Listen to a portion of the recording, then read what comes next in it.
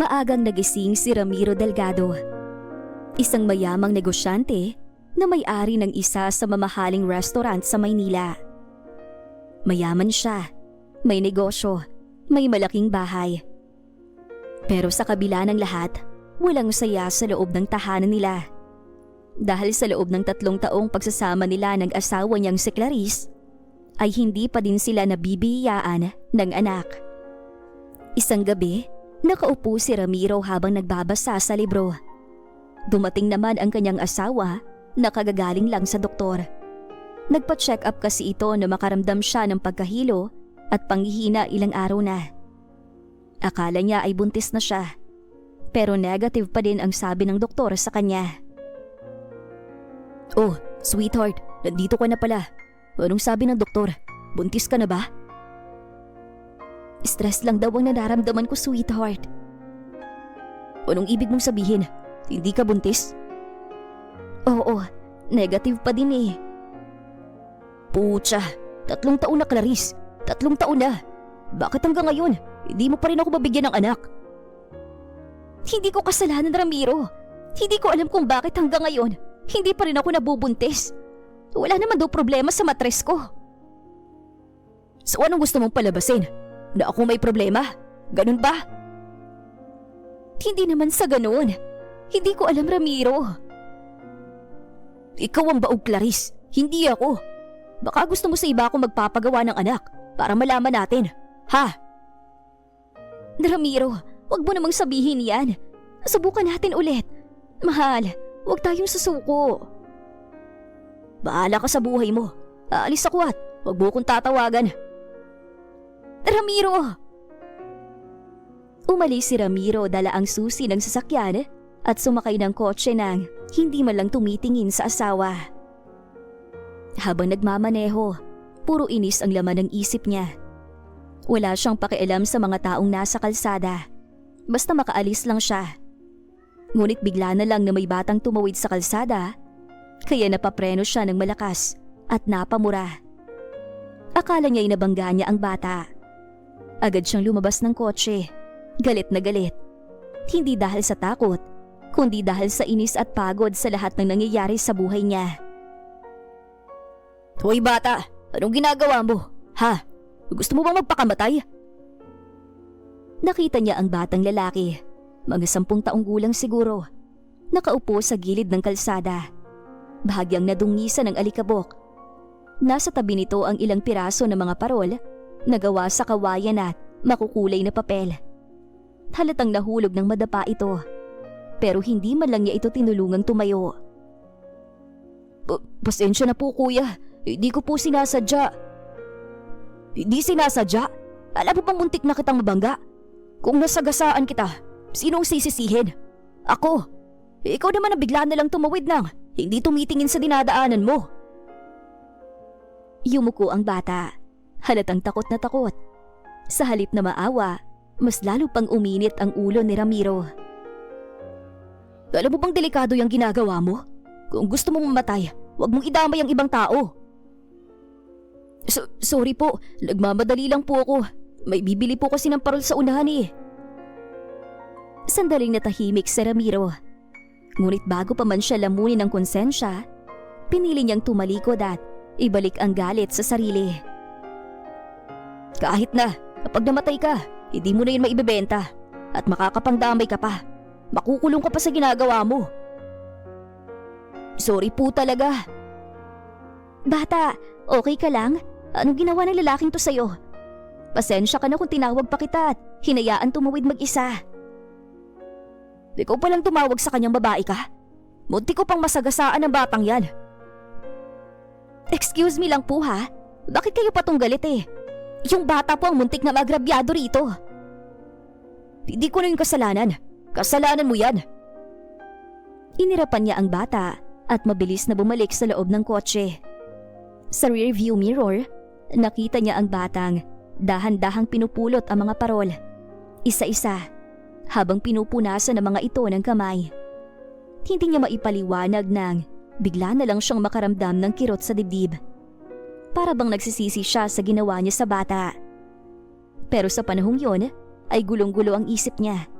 dahil sa pressure sa negosyo at problema nila ng kanyang asawa. Habang patuloy sa pagmamaneho si Ramiro, hindi mawaglit sa isip niya ang mukha ng batang muntik na niyang mabangga. Paulit-ulit na bumabalik sa isip niya ang mga salitang nasabi niya. Ang galit, ang paninisi, at ang kawalan ng kontrol sa sarili. Pero imbis na tanggapin ang pagkakamali, pinili niyang ipagpatuloy ang pagtakbo ng sasakyan. Hanggang sa mapadpad siya sa isang maliit na bar sa Pasig kung saan madalas silang nagiinuman ng kanyang kaibigang si Fred. Pare, daasan ka? Dasa siya pa ako pare. Bakit? May problema ba? Tara, inom tayo. Kailangan ko talaga na makakausap ngayon pre. Ikaw lang kasi ang pinagkakatiwalaan ko talaga eh. Ay sus, ito talagang best friend ko oh. Sige, give me 20 minutes. Okay ba sa'yo? Sige pre, hihintayin na lang kita dito sa dati nating tambayan. Pagpasok ni Ramiro sa loob ng bar, dumiretso siya sa isang sulok at umorder ng beer. Tahimik lang siya habang nakatingin sa mga ilaw na kumikislap. Parang sinusubukang hanapin ang sagot sa bawat lagok. Ilang sandali pa, dumating si Fred. Suot ang lumang leather jacket, bit-bit ang ngiti. Oh, pare, anong meron? Diba sabi mo, maganda ng takbo ng restaurant mo? Oo nga, maganda nga ang negosyo. Pero di maiwasan ang pressure, lalo na ngayon. Hindi pa din nasusolusyonan ang problema namin ng asawa ko. Problema kay Clarice? Hindi agad sumagot si Ramiro. Tsaka kinuha niya ang bote at tumungga muli bago nagsalita. Alam mo Fred, 3 taon na kaming kasal. Pero hanggang ngayon, wala pa ring anak. Hindi ko alam kung siya bang may problema o ako. Pero ang masama, nasigawan ko siya. Ay naku pare, alam mo, hindi mo dapat sinisisi agad si Clarice. Hindi naman yung kasalanan ng babae lang. Baka pareho kayong may kailangan ipasuri. So, sinasabi mo bang baka ako ang baog? Hindi ko sinasabi yun, pero posible. At kung sakali man, lalaki ka pa rin. Hindi naman nasusukat sa ganun yung pagkatao mo pari eh. Napatahimik si Ramiro. Nakatingin siya sa bote ng alak. Parang may gustong makita sa ilalim niyon. Alam mo Fred, hindi ko alam kung ano nangyayari sa akin. Kanina lang, muntik na ako makabangga ng bata. Pero imbis na tulungan ko, sinigawan ko pa. Parang nagiging halimaw na ako. Pare, pagod ka lang siguro. Napupuno. Minsan kasi, kapag sobrang dami mong bitbit, negosyo, pressure, pamilya, nagiging bulag ka sa mga bagay na dati mong pinapahalagahan. Ewan ko ba, parang puro na lang stress at problema. Hindi na ako masaya. Saan ka ba hindi masaya? Sa pagsasama niyo ni Clarice? Siguro, kasi nga wala kaming anak. Hindi naman ang pagkakaroon ng anak ang sukatan sa isang pagsasama. Kasi kung talagang mahal mo si Clarice, masaya ka pa din sa kanya kahit kayo lang dalawa. Hindi ko alam. Hindi ko talaga alam pare. Baka kasi hindi ka sa kanya masaya. Ano bang pinagsasasabi mo? Ang sinasabi ko lang, baka mahal mo pa si Janice. Yung first love mong iniwan mo para sa pangarap mo. Ilang sandaling katahimikan ang namagitan sa kanilang dalawa. Tanging tunog ng mga baso at tawanan ng ibang customer ang kanilang maririnig. Napaisip si Ramiro sa sinabi ni Fred at nakaramdam ng kirot sa puso niya. What if si Janice ang asawa niya ngayon? Magiging masaya kaya siya? Nang makauwi si Ramiro mula sa inuman kasama si Fred, medyo hilo na siya at amoy alak. Tahimik ang paligid. Tanging hampas lang ng hangin sa mga dahon ng punong nara sa harap ng bahay nila ang maririnig. Pagbaba niya ng sasakyan, napakunot ang noo niya nang marinig ang mahinang tinig ng mga batang nangangaroling sa labas. Napatingin siya sa gate at doon niya nakita ang batang muntik na niyang mabangga kanina. Hawak-hawak ang parol na yari sa kawayan. Anak ng pating, pati ba naman pangangaroling? Pinapatos niya? Bago pa man siya makalapit, bumukas ang pinto ng bahay. Lumabas si Clarice, suot ang magaan na bestida na may ngiti sa labi. Ang cute naman ng parol mo, iho.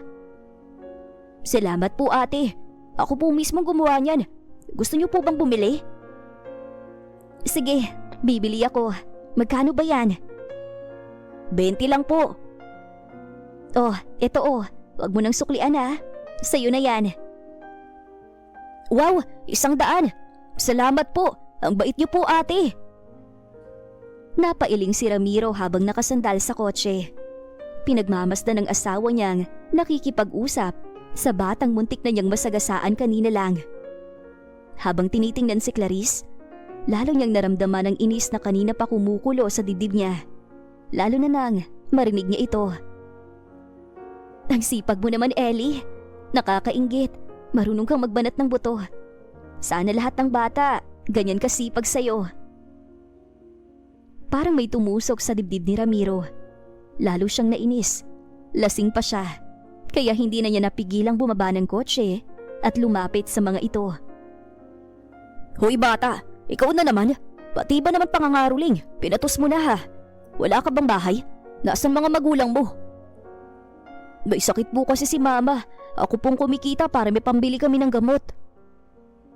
Kita sa mga mata ni Clarice ang paghangang may halong awa.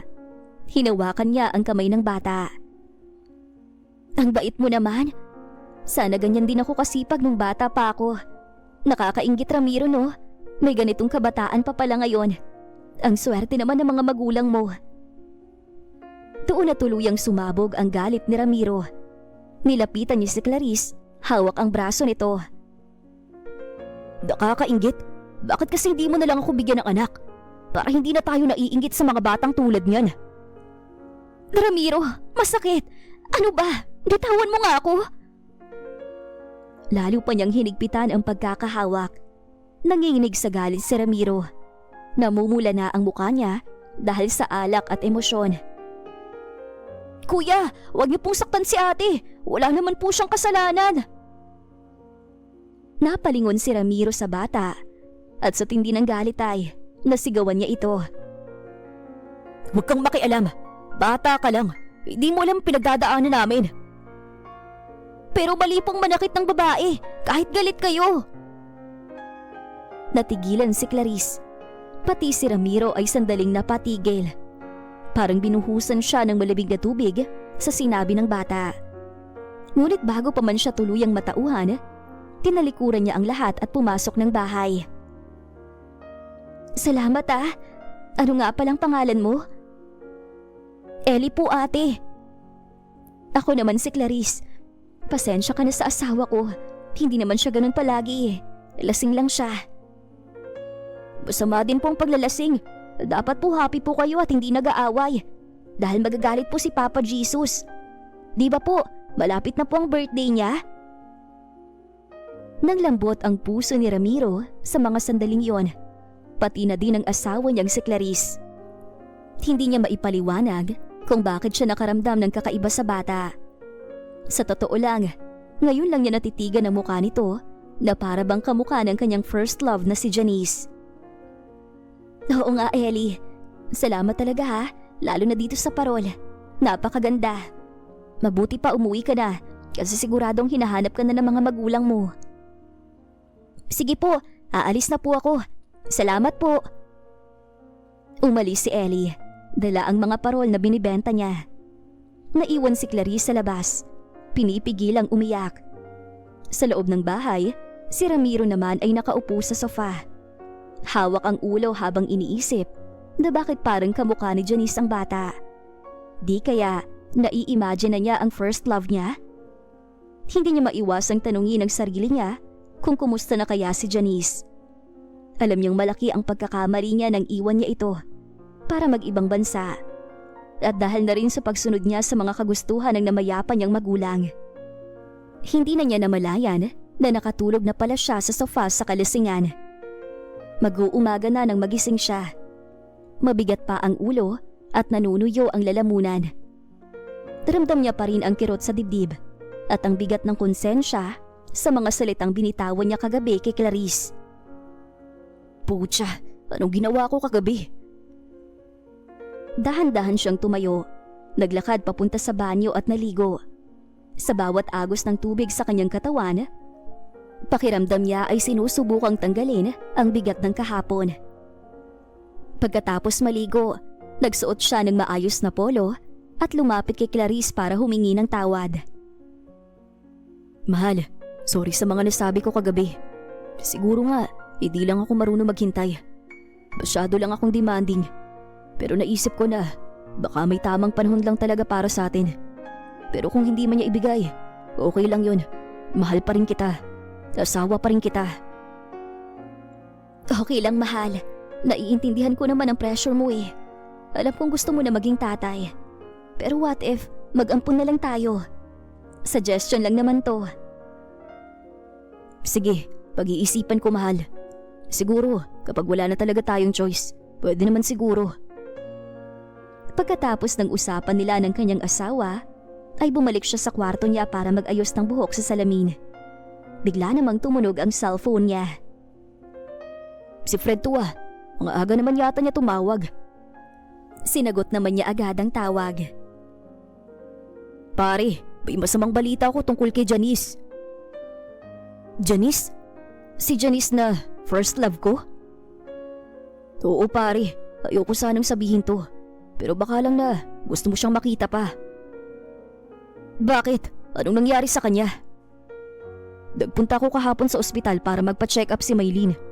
Nakita ko dun si Janice pare. Malubha na raw ang kalagayan niya. May cancer siya. Nag-aagaw buhay na sabi ng doktor. Nanlamig si Ramiro. Parang biglang tumigil ang mundo niya sa narinig niyang balita. Mabilis ang tibok ng puso niya. Parang may bumara sa lalamunan niya at hindi siya makapagsalita. Hindi totoo yan. Pare, totoo. Nakita ko mismo na sinugod si Janice sa ospital. Hindi ko nga lang siya nakausap. Yung doktor lang. Nasa St. Joseph Hospital siya. Kung gusto mo siyang makita, ngayon na siguro ang tamang panahon. Hindi na siya nakasagot. Agad niyang pinutol ang tawag at mabilis na nagbihis. Kinuha niya ang susi ng kotse at bumaba ng hagdanan. Pagdating niya sa sala, nadatnan niyang nag-aalmusal si Clarice at agad naman siyang nagpaalam. Sweetheart, may pupunta lang ako sandali. May emergency lang si Fred. Anong emergency? Anong nangyari? Basta, mamaya ko na lang sasabihin. Ramiro! Hindi na sumagot pa si Ramiro at agad lumabas ng bahay. Habang nagmamaneho, hindi niya mapigilang manginig ang kamay. Sa isip niya, paulit-ulit niyang sinasabi sa sarili. Janice, bakit ngayon ko lang nalaman to? Pagdating niya sa St. Joseph Hospital, halos tumakbo siya papasok. Nilapitan niya ang nurse station. Miss, excuse me. Si Janice Bonifacio, nasaan ang room niya? Room 214 po, sir. Pero mahina na po siya. Limitado lang ang bisita. Hindi na siya naghintay. Mabilis siyang umakyat sa ikalawang palapag at binuksan ang pinto ng room 214. Pagpasok niya, agad niyang nakita si Janice. Payat, maputla, halos walang kulay ang labi. Katabi nito sa kama ay isang batang yakap-yakap ang kamay ng ina. Nanlaki ang mata ni Ramiro. Hindi siya makapaniwala. Ang batang yon, ang batang nagbibenta ng parol kagabi. Siya yung bata kagabi. Ramiro? Napatingin sa kanya si Janice. At sa sandaling yon, parang bumalik lahat ng alaala. Ang unang halik, ang mga pangarap, at ang gabing sinabi niyang iiwan niya ito para sundin ang pangarap niya sa ibang bansa. Janice, anak mo siya? Mama, kilala mo po siya? Hindi makasagot si Janice. Tumulo ang luha nito habang hinahaplos ang buhok ng bata. Janice, patawarin mo ko. Wala ni isa sa mga araw na hindi kita naisip. Ang tanga ko, iniwan kita para sa pangarap ko. Naging makasarili ako. Tapos na yun, Ramiro. Naiintindihan naman kita kung bakit mo nagawa yun. Janice, Ramiro, gusto ko sana na bago ako mawala, makilala ni Ellie ang tatay niya. Anong ibig mong sabihin? Ikaw ang tatay ni Ellie. Noong umalis ka, buntis na ako, Ramiro. Buntis na ako kay Ellie. Nay, ano pong sinasabi niyo? Tatay ko po siya?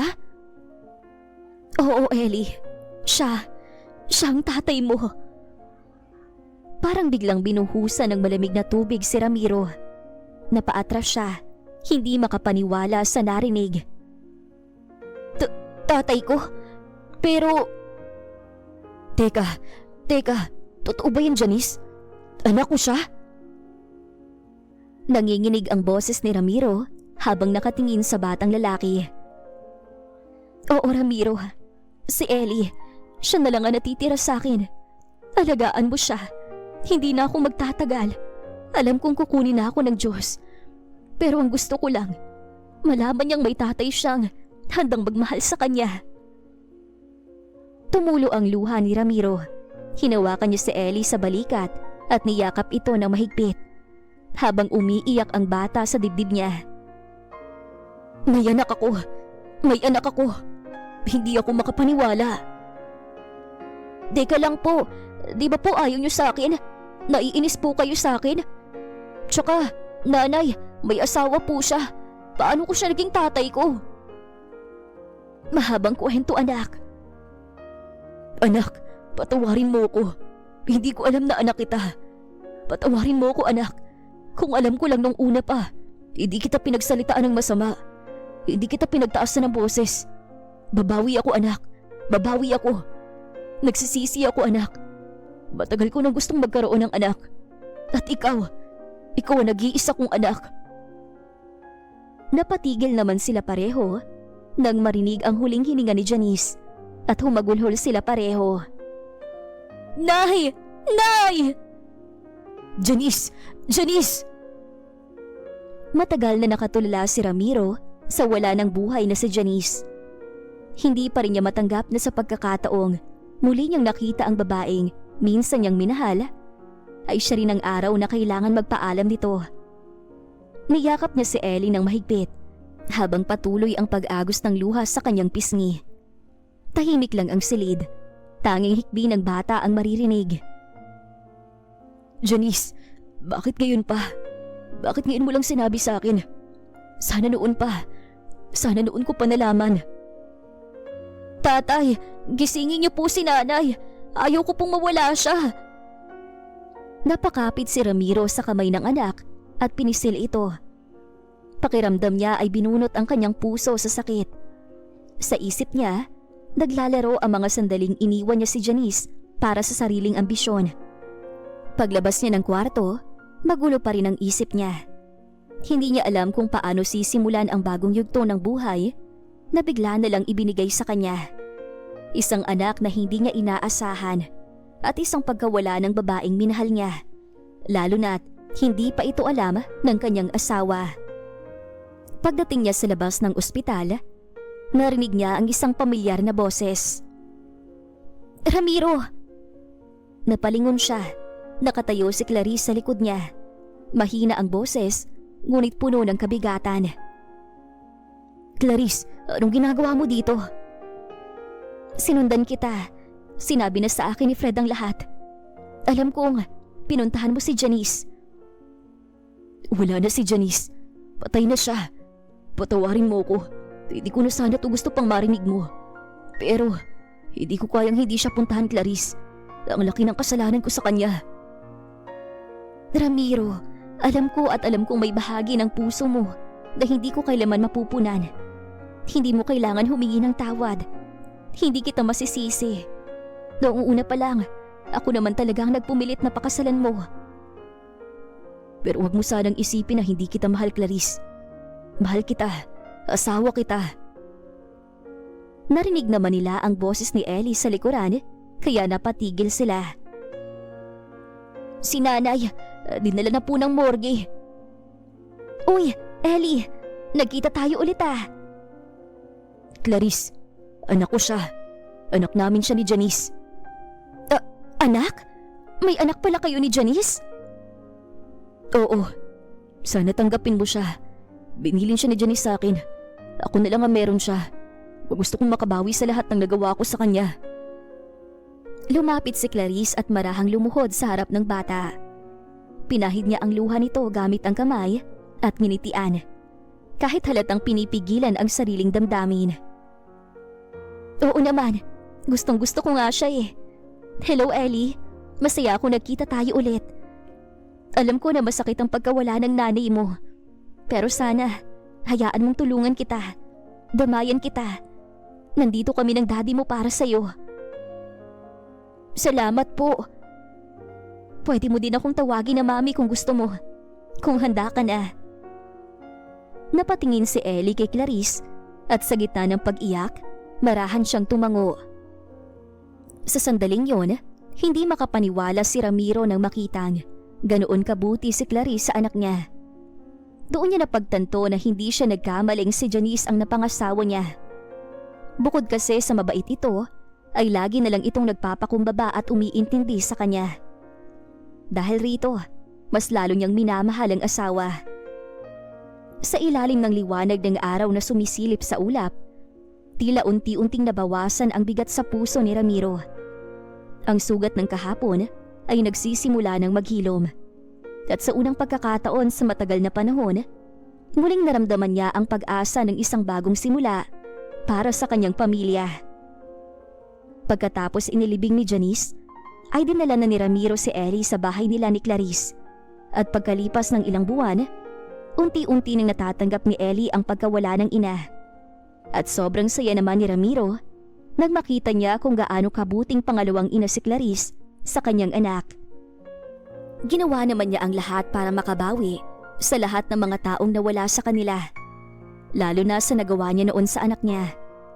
Naging isa silang masaya at buong pamilya. Pero syempre, palagi pa din nilang binibisita ang puntod ng namayapang si Janice na nagbigay ng anak sa kanila. At hanggang dito na lang po ang magandang istorya na ito. Maraming salamat mga kakwentuhan! Huwag niyong kalimutang mag-like at subscribe at pindutin na rin ang notification bell para lagi kayong updated sa ating kwentuhan. Hanggang sa muli, paalam!